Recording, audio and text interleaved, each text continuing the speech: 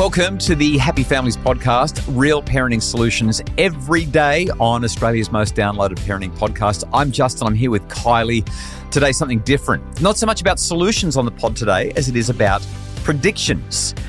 Yogi Berra said, it's tough to make predictions, especially about the future. But that's not going to stop me from being confident. You're always smiling at that one. Did you like that quote? No, I was just thinking whether you've started reading the stars. You're into your astrology. No, but I am. I'm pretty. Some of my favourite podcasts do predictions for the year. And I decided, last year we did a word for the year and it just didn't excite me. We talked about it all year, but we kind of already know what we're supposed to be doing as parents. Didn't excite me at all. Didn't want to do a word for the year this year. Kind of just went meh about it. Felt pretty mid if I was to quote our 10-year-old or our 14-year-old. But I thought, I really love the idea of predictions and I happen to know a bit about parenting and parenting trends, and I reckon we should do some parenting predictions. So today, my 8 predictions for 2025 for parents and their families. These are family and parenting predictions.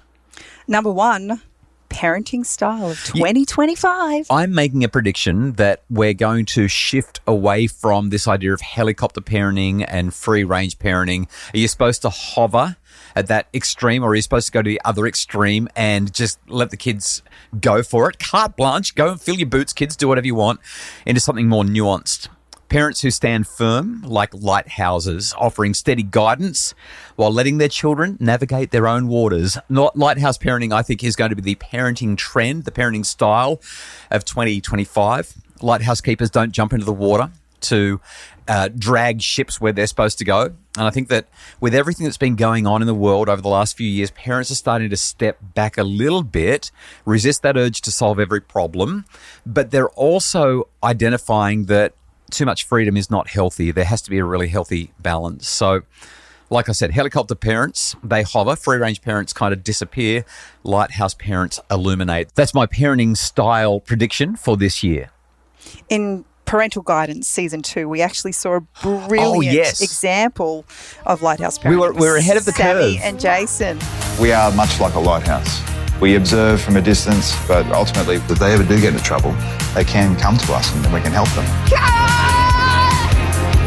With the Lighthouse parenting approach, we can raise these children to be confident, strong-willed, happy adults. Yeah, we were ahead of the curve in Parental Guidance Season 2, Lighthouse parents. They were awesome. They had I think Pepper was 10 at the time, and I loved having them on the show. They brought such wisdom and they ended up really making a great contribution. So for 2025, we're seeing this emerge as the correction to our over-parenting crisis, Lighthouse parenting.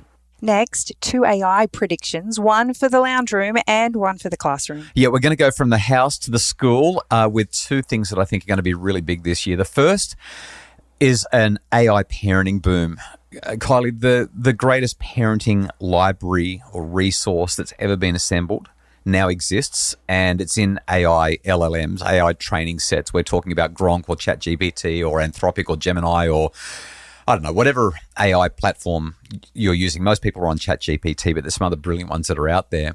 And it has got all the information that you will ever need about parenting. Everything from discipline strategies to bedtime stories to breathing exercises to do to calm the kids down to lunch packing hacks. Like, it's all there. It's this incredible comprehensive parenting partner. And while over the last couple of years AI has been building and more people are getting on it, I believe that 2025 is the year that AI is going to explode in our living rooms, and parents are going to be... It's not like you're just searching up something and saying, I need an answer, and Google gives you, I don't know, 2 bajillion hits in 0.76 seconds. It gives you an answer. Let's say you've got a child who's gluten-free or lactose intolerant. You can say, I need a recipe for blah. And when it gives it to you, you can look at the recipe and say, I really like that, but can we substitute this ingredient for something else? Or that one doesn't quite work. I'm looking for something more along the lines of, and you give it these prompts and start a conversation with the AI, and parents are starting to get their head around how this works. I was with some people just the other day, and every time a question came up in our conversation, one of the guys would pull out his telephone and he would use ChatGPT to enhance and augment our conversation to provide some clarification. But it was different to saying, oh, Google says this. Instead, it was hey, it looks like there's a couple of different alternatives here. And it changed the conversation so much. A few friends and I are preparing for a triathlon in March. Look at you go. And my friend... Oh, I didn't predict. I think triathlon's going to boom this year as well. I digress. At least in our clown room. Yeah, that's right. And my friend sent me a message and she said, so I've just organised a training schedule with ChatGPT, and I told it that we were a bit weak on the swim, we needed to work on our run, and we had the bike fine. Yeah. And it just spat out this amazing routine that we can all follow. Yeah, here's your training schedule for the next 4 weeks. It's crazy. Come back and report. What's fascinating is how AI is learning to adapt to different parenting styles and contexts culturally. So I don't think that AI is going to replace parental intuition, but I do think it's going to enhance it. As a side note, before we move on to the other AI prediction that I have for 2025, an AI search, if you use ChatGPT or Anthropic or whatever, it uses at least 10 times the power, the electricity, the energy generation of a Google search. So you type something into Google and all of Google's servers fire up and they give you the information, and Google uses X amount of energy. But if you use an AI search, it's using 10 times, minimum 10 times the power required to get you that information. So my sort of non-parenting prediction around this is watch the tech giants start to invest in nuclear, because I think that's the energy product of the future. Or should I predict that electricity bill's going to go through the roof? Well, Google's will. Anthropic's will. ChatGPT's will. I think the other thing to highlight here, just while we're talking about this, is I'm not necessarily on the side of all the things that I'm predicting. I'm just highlighting that they might happen. So you mentioned the living room AI boom. That's prediction number 2. Prediction number 3 is the classroom AI boom. I think we're going to see massive challenges as traditional schools become increasingly like landline telephones in a smartphone world.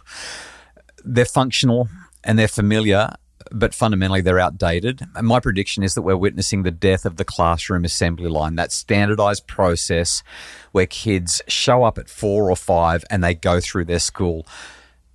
AI isn't just replacing teachers. I think that it's rewriting the very definition of education itself. And as a result of what's happening with AI, certainly at the tertiary level, and it's starting to trickle down into high school, we're starting to see major cracks in our school system, which highlight to me that what we've got is a standardized school system rather than an individualized education system. So to me, the real battle in 2025 kicks off. It's not actually AI versus teachers. Teachers are navigating this incredibly well, but my goodness, it's hard for them.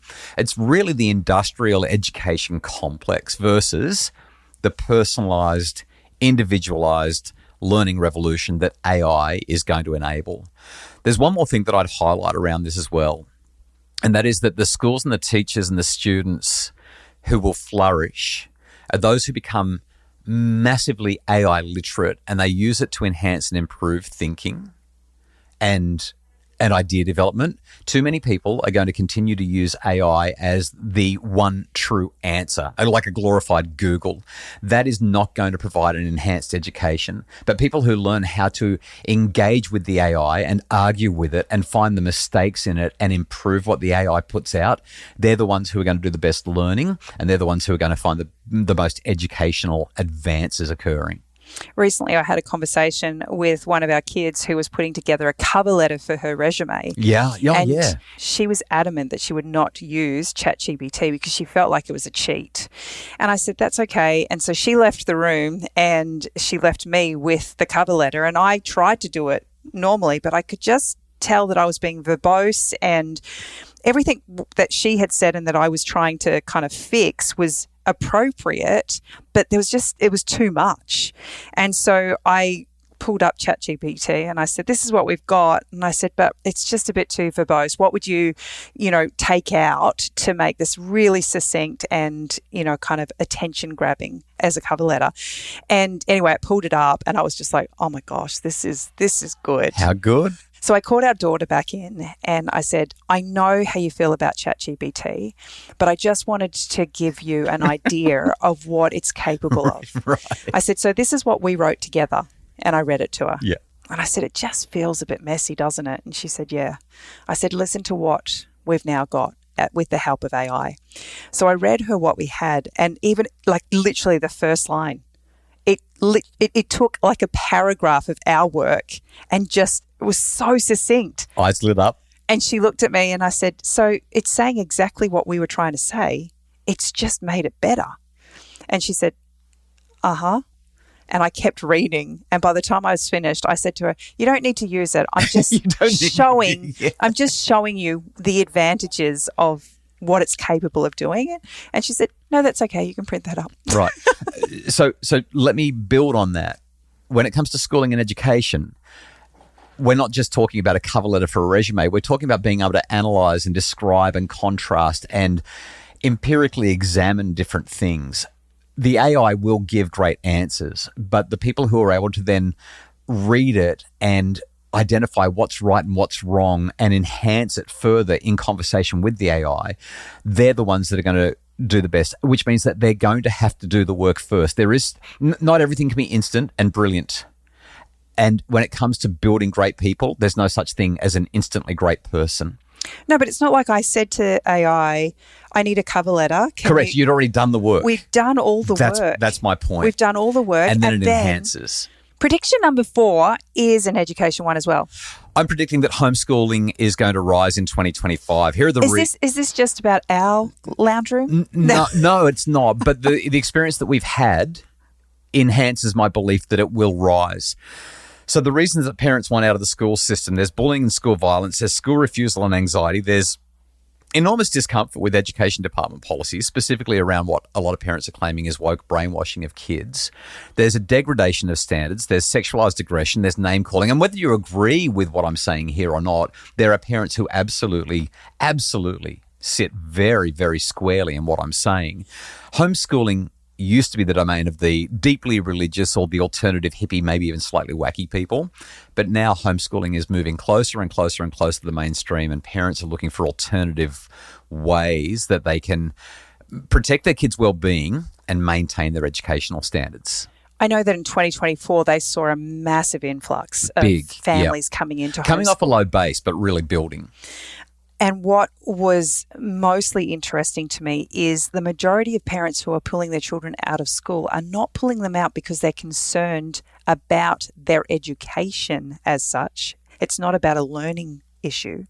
It is entirely about an environment. It's an environmental thing, yeah. And a social thing. It's a really, really big problem that our children are experiencing. Yeah, the pandemic was just the trailer. 2025 is the feature film for homeschooling. That's my prediction. And I'll tell you why, going back to AI, the technology that we now have means that every parent with a laptop is sitting on a potential private school right there in their dining room or in their study. And it's not just about escaping problems. It's about embracing all of these incredible new possibilities for personalised learning. I think parents are seeing it and embracing it. It's interesting you said that the pandemic was, I guess, the initiator for it. I think for so many parents, they've actually seen that it's possible. I think before then, we didn't have an idea of what it would look like. We couldn't conceive of what it meant to have our children at home and actually help them through their learning. And now we've had that taste and we've recognised that we can actually do it. After the break, how the cost of living is going to affect my predictions for what happens in your family, especially around family holidays and intergenerational contact. We're also going to talk about social media and phone bans and the year of the boy.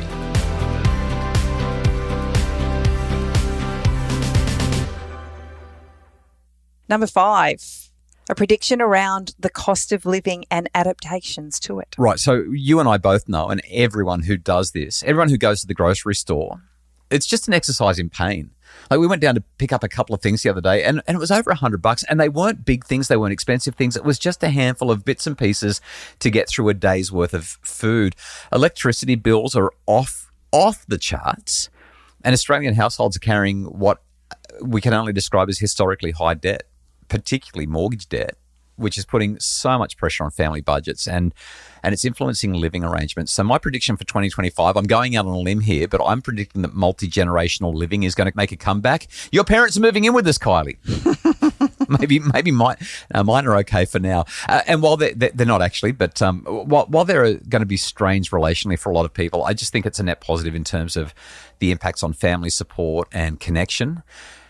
My other prediction around cost of living is that we're going to make the backyard the new Bali or Byron Bay. People can't afford to go on holidays anymore. Travel is out. Staycations are in. Number 6, predictions around the dominance of YouTube. Yeah, in fact, predictions 6 and 7 are both tech related. We'll start with YouTube. It's really fascinating when you look at the data. Today's kids, they don't dream of being a Hollywood star or starlet. They don't believe that they're going to become rock stars. You know what they want to be? They want to be influencers. They dream of having 1 million subscribers on YouTube. And it's not about entertainment. These are massive career aspirations. There's studies that show a third of kids aged 8 to 12 saying that being a YouTuber is their dream job. We have a daughter who is 10 who literally says that to us pretty much on the daily. We've got research showing that 81% of Gen Alpha are on YouTube compared to 62% who are watching traditional streaming services like Netflix. Like, that's so traditional, right? YouTube has a bigger market share than Netflix, has twice the number of monthly users as TikTok. Watch YouTube boom in 2025. This is Alphabet's the parent company of YouTube and Google and so on. Watch YouTube boom in 2025, and Alphabet continues to go from strength to strength. Well, you said number 7 was tech-based. We're looking at mobile phones and social media bans. Right, okay. So when we look at, I can't believe back in the day, cigarettes in hospitals, cigarettes on airplanes, cigarettes in elevators. And future generations will be as shocked as I am that people smoked where they smoked. They'll be that shocked that we allowed phones into our children's hands at such young ages. Last year, we got phones out of state school classrooms. I don't think we've removed enough tech from schools for my liking, but the evidence is compelling. Schools who have implemented phone bans are seeing at least a 6% improvement in test scores. Teachers, principals, students, parents, everyone's recognising the value of this decision. At the end of last year, the Australian government said that legislation comes into play in 2025, saying that under 16s will lose access to social media in Australia.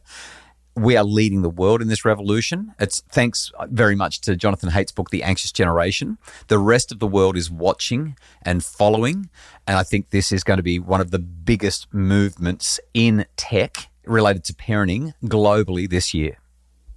Well, you promised us 8. The year of the boy. What is your predictions? So my final prediction relates to masculinity. The game console playing, bedroom dwelling boy isn't just a parental headache. He's a canary in our societal coal mine. Whether we're talking about Bendigo or Bunbury or anywhere starting with something other than B, our young men are retreating from education. They're moving away from work, relationships at really, I think, concerning rates. Over the last several decades, we've focused, and quite rightly, on lifting or removing the glass ceiling, but we've forgotten about the quicksand that's been pulling our boys under. So I'm not suggesting that 2025 is the year that we will reverse or switch, but rather that we're going to expand our focus on who we're helping and why, because the stats are telling a really, I think, confronting story, and that is that workforce participation in young men is not great. Mental health challenges are undeniably soaring. Educational engagement is at historic lows, particularly for boys. It's a global thing. It's definitely on Australian shores. And it's not just a society thing, it's a family crisis, because when you're the parent of a teenage boy who is in his room gaming for 8 hours straight, all of the complex social debates like toxic masculinity and feminism, they just fade into the background. Parents, especially mums, they're watching their boys struggle and they're desperate for solutions. And what we're seeing right now and through 2025 is the increased acceleration of names like Joe Rogan and Theo Von. This is, I think, Jordan Peterson, even Andrew Tate. I hate to bring him up on the podcast, but what the rise of these guys tells us something really compelling, and that is that people are searching for solutions to what I'm going to compassionately call the boy problem. And the path forward is going to be debated and discussed ad nauseum throughout 2025 as we try to help our boys to find purpose and connection in a world that seems in some ways to have forgotten them. I think 2025 is going to be the year of the boy, the year of the man. Changes are coming. I'm writing a book right now. I'm in the process of finishing it about raising boys. I think this is an issue whose time has come. That's some big predictions you've got there. Are we planning on checking in throughout the year on these ones? Well, we won't check in on it during the year, but at the end of the year or early next year, we'll talk about how right I was or how wrong I was. They're my 8 big predictions for 2025. Well, have you got room for one from me? I didn't know you had predictions. I thought that you weren't into predictions. Let's hear it. Well, my prediction, it might sound a bit cheesy, but if you can find a way every day to connect with your kids, to really see them and hear them and value them, your relationships will be better. Your love for them will build and family life will be so much happier. I think that's probably the most likely prediction of all of the ones that we've talked about to come true. The Happy Families podcast is produced by Justin Rulon from Bridge Media. We would love it if you would leave us a 5-star rating or review wherever you listen to the podcast. You get a warm fuzzy. We get to reach more people because the algorithms like it when you do this stuff. Can you please take 30 seconds and let everyone know that you love the pod? 5-star ratings and reviews wherever you're listening make a big difference for us reaching more people. If you'd like more information and resources to make your family happier, visit us at happyfamilies.com.au.